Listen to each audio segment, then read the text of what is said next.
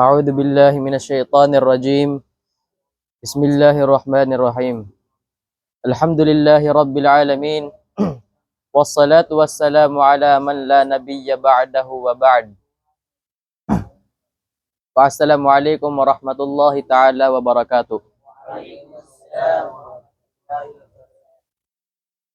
Mga alipin ng Allah subhanahu wa ta'ala, tayo ay magpasalamat sa Allah subhanahu wa ta'ala sa kanyang binibigay na biyaya sa atin, mga alipin niya. Dahil sa araw na ibinibigay niya sa atin ang mga biyaya, ay tayo ay magpasalamat. Dahil ang pagpapasalamat sa Allah subhanahu wa ta'ala ito ay ipinawajib sa atin ng Allah subhanahu wa ta'ala. Isa din sa pasasalamatin natin sa Allah subhanahu wa ta'ala na tayo ay nakapasok sa madrasa dahil iilan lamang sa henerasyon natin ngayon na marami naggugustong pumasok sa mga madrasa ngunit wala silang sapat na pera para pumasok rito. Na tayo ay magpasalamat sa Allah subhanahu wa ta'ala dahil isa tayo sa napili niya na pumasok dito sa madrasa, mga alipin ng Allah subhanahu wa ta'ala. Ang aking tatalakayin sa mga oras na to ay ang apat na kalaban mo na syaitan.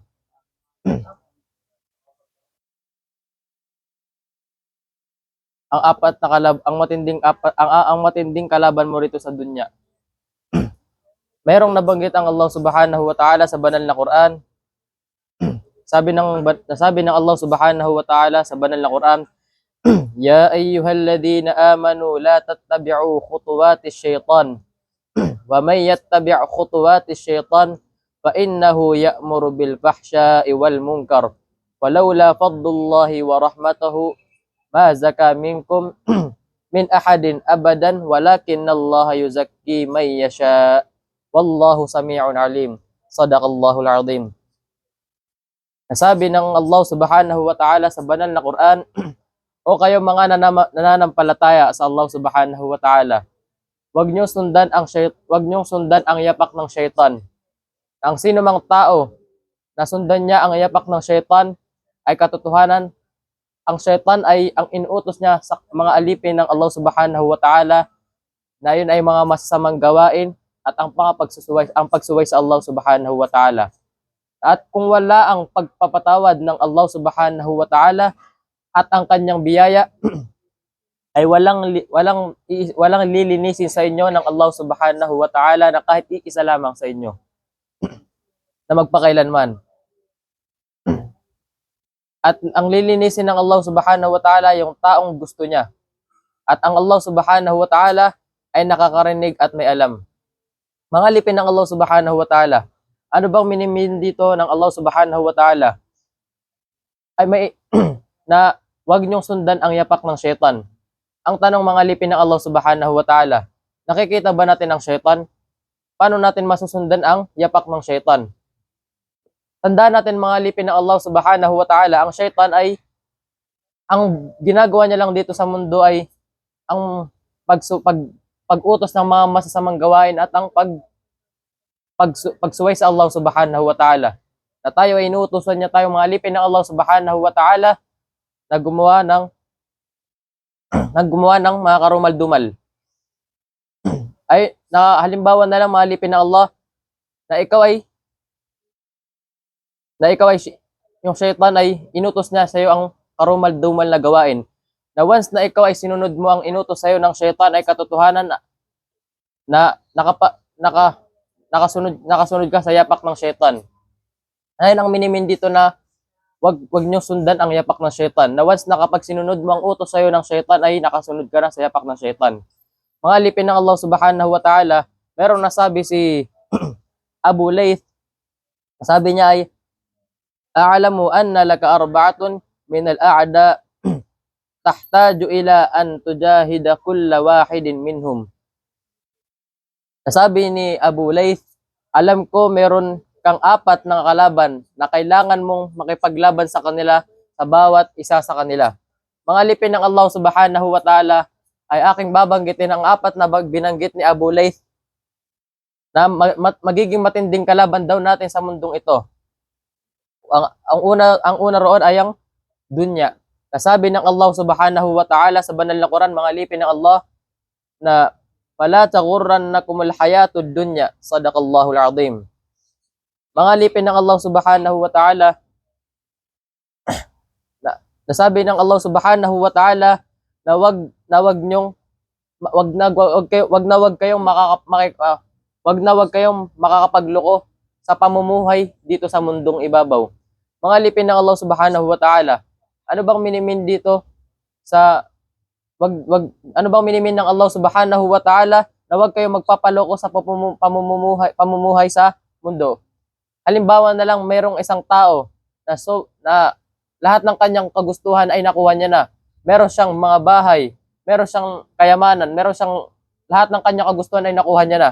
Ngunit hindi man lang niya naisip na siya ay magsamba sa Allah Subhanahu wa Ta'ala o manghingi ng tawad. Na naisip niya sa kanyang sarili, ba't pa ako manghihingi ng patawad sa Allah Subhanahu wa Ta'ala? Ang lahat ng aking kagustuhan ay nakukuha ko na. Na hindi niya binibigyan ng oras ang sarili niya, hindi niya binibigyan ng oras ang sarili niya na magsamba sa Allah Subhanahu wa Ta'ala. Na yun ang unang pinakamatinding kalaban ng isang tao sa mundo na yung dunya. Tawag siyang magpapaloko sa pamumuhay ng mundo.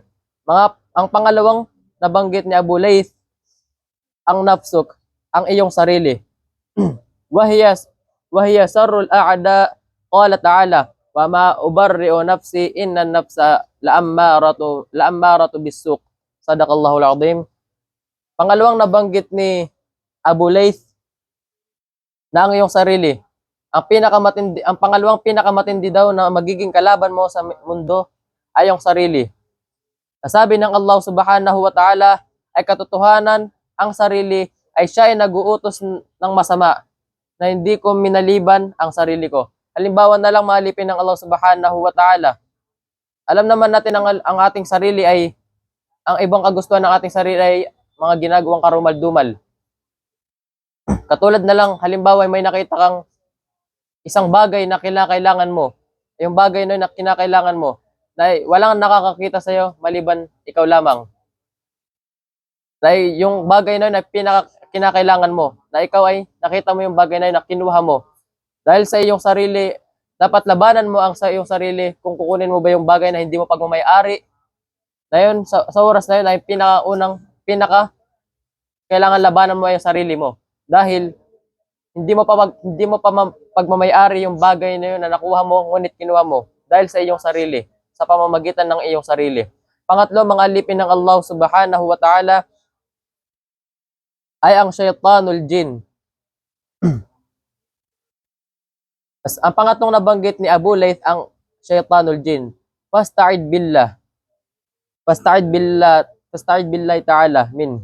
Kama qala ta'ala, inna syaitana lakum aduwwun fattakhiduhu aduwwa. Sadaqallahul azim. Pangatlong nabanggit ni Abu Layth, mga alipin ng Allah Subhanahu wa Ta'ala, na ang syaitan na jin. Sabi ni Abu Layth sa pangatlong nabanggit ay humingi ka ng protection sa Allah Subhanahu wa Ta'ala mula sa mga syaitan. Tulad ng sinabi ng Allah Subhanahu wa Ta'ala sa banal na Quran, na katotohanan, ang syaitan sa inyo ay kalaban nyo. Nagawin nyo siyang kaaway. Tandaan natin, mga alipin ng Allah Subhanahu wa Ta'ala, ang sarili natin at ang syaitan ay magkampiyan. Dahil ang sarili natin ay, ang mga kagustuhan ng sarili natin ay pwedeng sumuway sa Allah Subhanahu wa Ta'ala at gumawa ng karumal-dumal. Nang syaitan naman, ang ginagawa niya ay ang pag-utos sa masasama. Halimbawa na lang, na may isang lalaki, may nakita siyang isang bagay na kailangan niya. Sa bagay na kinakailangan niya, nakuha niya iyon. Na dahil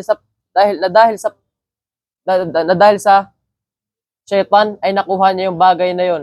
Sa mga oras na yun ay nasa ganun pa ng pamamaraan ay tinulungan siya ng syaitan. Dahil ang syaitan ay nag-uutos siya ng mga masasamang gawain. Tapos ang tao na yun ay mga sarili natin ay ang mga kagustuhan niya ay ang pagsupak sa Allah Subhanahu wa Ta'ala at ang paggawa ng karumal-dumal sa Allah, paggawa ng karumal-dumal, hindi magagandang gawain.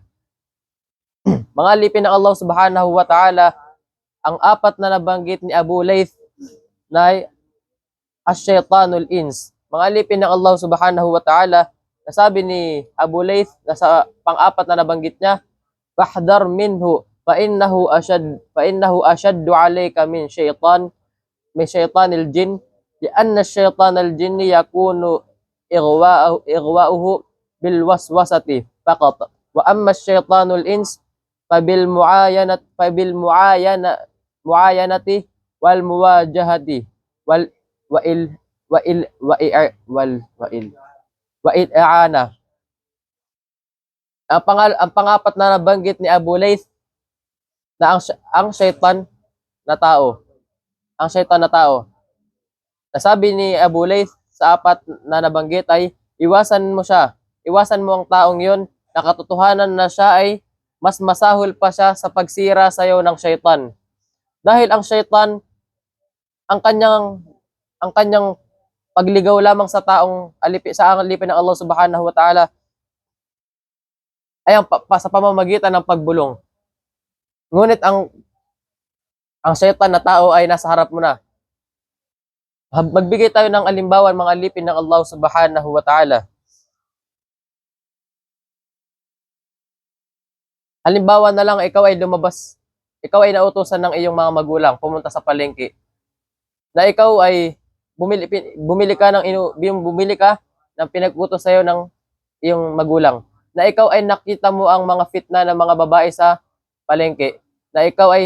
Ngunit ikaw ay may takot sa Allah subhanahu wa ta'ala na ikaw ay iniwas mo ang iyong mga mata sa mga taong mga fitna, yun ang ay mga babae.